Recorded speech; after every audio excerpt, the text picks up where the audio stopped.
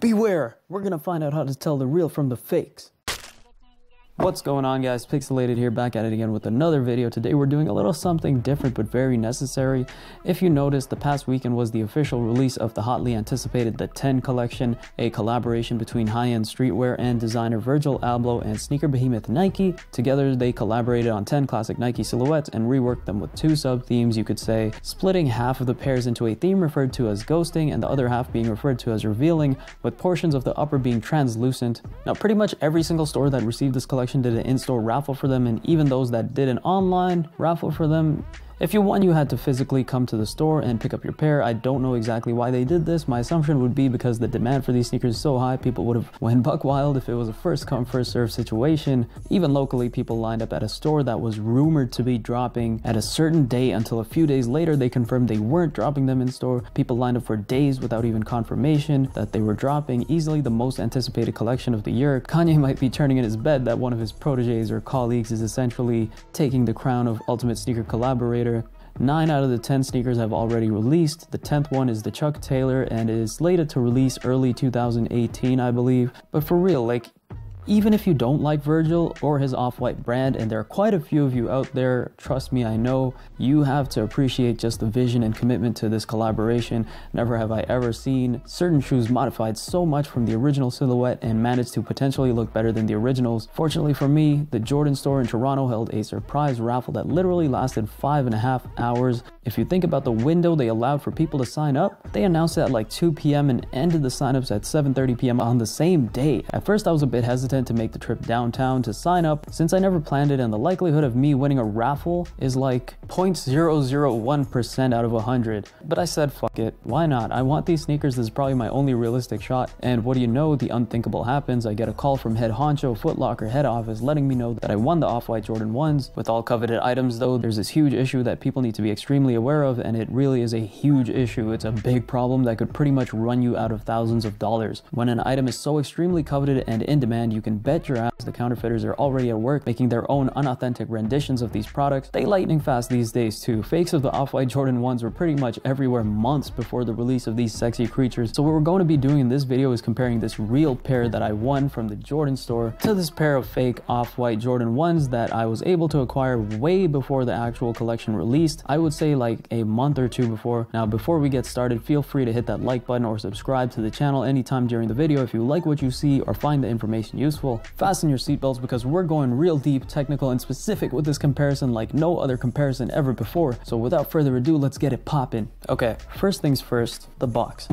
If your box looking like an OG pair of Jordan 1s instead of this beige inside out Jumpman box, fake right off the bat. Come on, you should have been able to point that out. Keep in mind though, more likely than not, most makers of fakes probably have upgraded to the real looking shoebox, which is this one right here. So just because you get this shoebox right away doesn't necessarily mean it's guaranteed authentic either and you're good to go. Secondly, if your shoes came unlaced and the laces just went through that one loop in the top hole forming an X, your pair is fake, bro. The real pair came fully laced out of the box. I haven't even worn these yet, just because I wanted to do this video first. You can see this is how it came laced. Most Jordan 1s, they just have the one lace here and it's unlaced. The fakes are also unlaced, but they usually have one lace going up to like the top loop as well as one coming from here, forming an X pattern. I'll put up an image of it if you don't know what I'm referring to. So if the pair you bought is laced like that pair in the image, regardless of which Jordan 1 it is, you almost guaranteed got a fake. Third, if your extra shoelaces came in a bag or in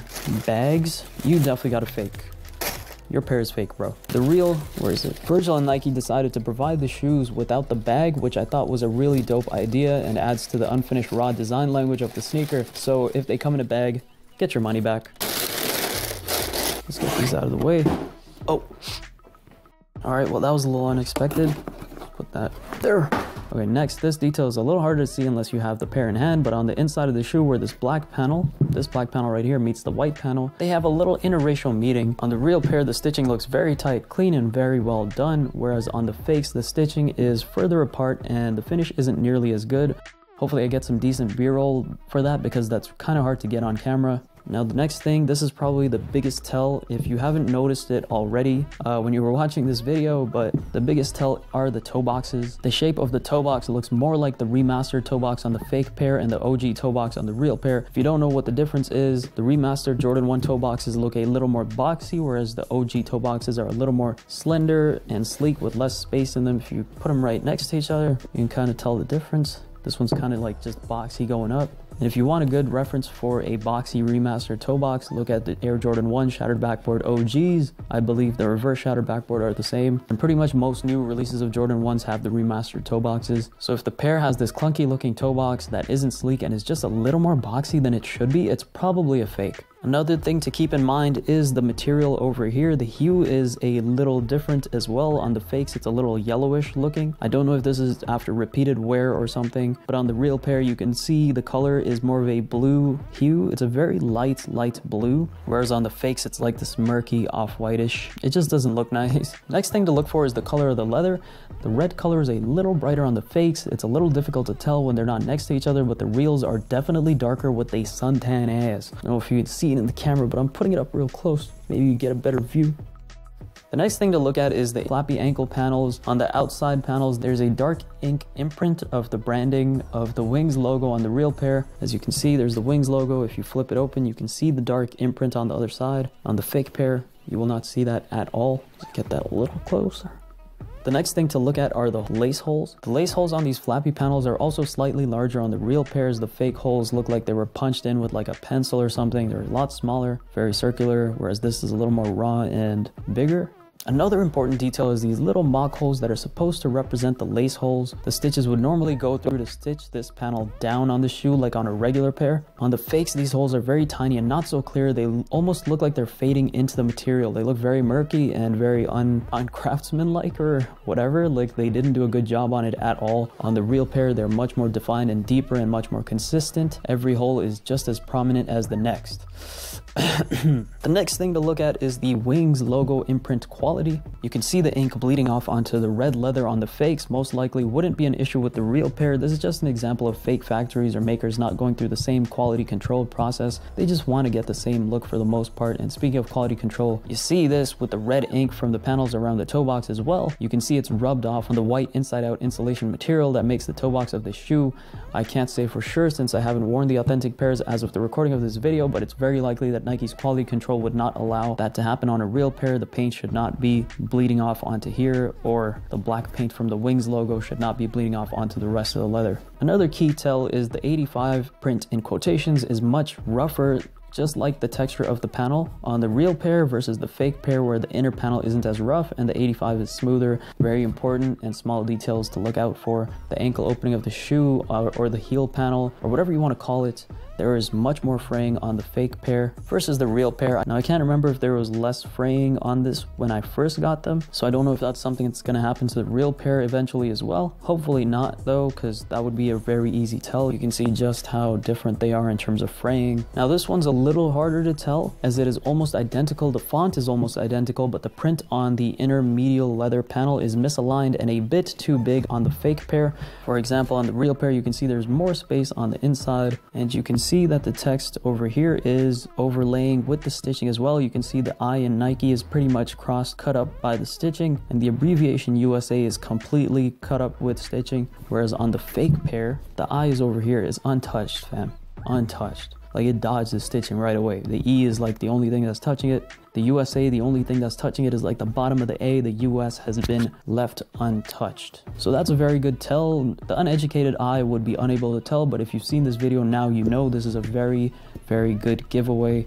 Now, this is a really small detail and extremely hard to notice unless you're thoroughly examining the shoes in hand, but it can be a dead giveaway when it comes to the real versus the fake. I'm going to try to get this detail out for you in the B-roll as well as I can, but under the inner white leather panel of the real pair, there's this very thin black layer that makes it stand out just a tad more. There's a very thin black layer underneath, and it's probably there to reinforce the inner panel.